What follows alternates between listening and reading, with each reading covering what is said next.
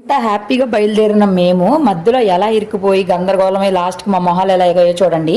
అయితే కార్ షోరూమ్కి అయితే వెళ్తున్నాము, మా కార్ రిటర్న్ తీసుకుంటారేమో అని చెప్పి ఒక షోరూమ్ తర్వాత ఒక షోరూమ్, ఒక షోరూమ్ తర్వాత ఒక షోరూమ్ వెళ్తానే ఉన్నాం. వాళ్ళు చీచి మేము రిటర్న్ తీసుకొని పోండి అన్నా సరే ఇంకా హోప్ తోటి ఇంకో షోరూమ్కి వెళ్తా టొయోటా దగ్గరకు రిటర్న్ వెళ్తుంటే కార్ అయితే ఫుల్ ట్రాఫిక్ జామ్ అయిపోయింది. నియర్లీ 1 అవర్ అక్కడే వెయిట్ చేసాము.